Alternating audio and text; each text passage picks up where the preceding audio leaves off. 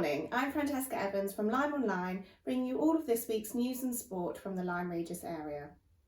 Wonka mania hit Lyme Regis this week as stars arrived in town for the filming of Warner Brothers' new big-budget production. The town's historic harbour was completely taken over by film crews, with the Cobb dressed in fake snow and 19th century props. Access to the Cobb was restricted, with fishermen receiving a sum to stop working, and it is understood that Lyme Regis Town Council also received a payment of £16,000 for use of Monmouth Beach car park. Excitement reached peak levels on Monday as lead actor Timothée Chalamet was spotted in costume for the first time alongside the likes of British comic Matt Lucas. Chalamet is playing a young Willy Wonka in his prequel to Roald Dahl's Charlie and the Chocolate Factory, set to be released in March 2023. He was spotted several times walking along the high wall of the Cobb and driving back and forth around the harbour on the top of a truck as the crew shot a musical scene. Fans were sent into a frenzy on Tuesday evening as Chalamet left Lyme Regis for the next filming location of Bath. As one of Hollywood's most acclaimed young actors, the 25-year-old is known the world over, and many young fans were heard screaming as he waved from the back of a blacked-out car. The clean-up operation got underway at the Cobb on Wednesday, with local residents and visitors given the chance to look around the set and play in the fake snow before it was cleared.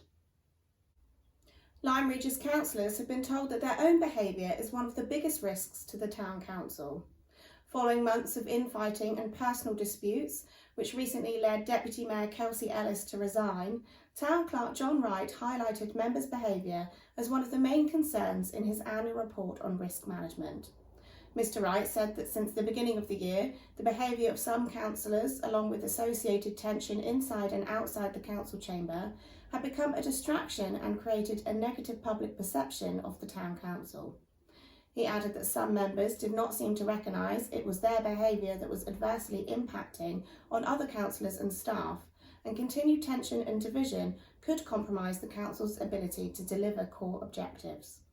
The deterioration in relationships between councillors was listed as one of the most challenging risks currently faced by the council, along with Dorset Council's budget gap and any potential escalation of the coronavirus pandemic. Only half the council members were present at Wednesday night's meeting to receive the town clerk's report, and they noted it with no discussion on the issues raised. Following a busy day filming at the Cobb, Lyme Regis fire crew were called on Monday night as the car was submerged in the town's harbour. The car was found some way into the harbour, partially submerged as the tide came in, with a female passenger still inside. It is understood that they had been trying to retrieve their boat from the harbour. The fire crew assured the woman got out of the car safely and waited for the vehicle to be recovered. Lyme Regis coastguards were called to a semi-conscious casualty at Charmouth Beach car park on Sunday afternoon.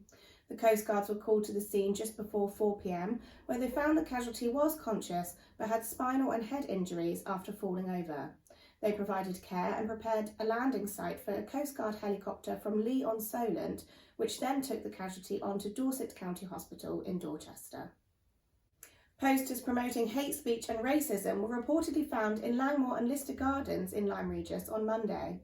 The offensive posters were said to be found by a dog walker. They were not reported to the police or town council, which owns the gardens, but were reported to LymeOnline via social media. Dorset Police said it takes reports of hate incidents and hate crime very seriously and would encourage members of the public to report matters by calling 101. LymeOnline has intentionally chosen not to publish photos of the posters because of their offensive content. Watching Lyme Regis Football Club's first team this season is not for the faint-hearted. The season has been able to field the same backline in their opening 7 games. Much to his frustration and that of supporters at the Davy Fort, Lyme has given away a number of soft goals and has been forced to stage late comebacks to earn enough points to keep them in touch with the leading sides in the Devon and Exeter League Premier Division. Last Saturday's home match against Elmore was a classic example. After a goalless first half, the Seasiders took the lead but found themselves trailing 3-2 with just 6 minutes to go after gifting their opponents 2 goals. Callum Garrett got Lyme back on equal terms with a glorious strike, and it was left to the club's top scorer, Joe Bond, who came on as a substitute for his first outing of the season after breaking his ankle, to snatch the winner at the last minute. Lyme's other 2 goals came from Ricky Sargent and Brad Rowe. It was the most exciting game seen at the Davy Fort this season, but Simeo will be hoping that he can toughen up his back line to build on their 4th place in the division. Lyme Regis reserves fielded a weakened side which left manager Matt Priest donning the goalkeeper's gloves, losing 8-0 away to St Martin's, and the Rovers were beaten 2-0 at Misterton, but did hold out without conceding again for 70 minutes with just 10 men after an injury.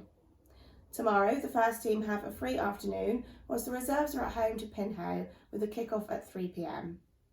Charmouth continued their great start in the return to the Perry Street League with an 8-3 home win over Shepton Beecham, keeping their 100% record intact and their place at the top of Division 2. Upline Firsts also had a successful afternoon in a 5-2 cup win over West Devon outfit Tavieside, who are unbeaten this season.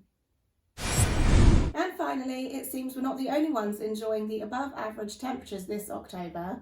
A little later in the season than usual, a pod of dolphins have been spotted in Lyme Bay this week, with this footage captured by Lyme Regis resident Jess Douglas. Large tuna fish have also been spotted, which is thought to be one of the reasons that smaller fish, including mackerel and whitebait, may have been driven onto the shore. Thanks for watching LymeOnline's video news bulletins. You can find plenty more local news, sport, entertainment and events on the LymeOnline website, and you can also follow us on Facebook, Twitter and Instagram to stay up to date throughout the week. Have a great weekend.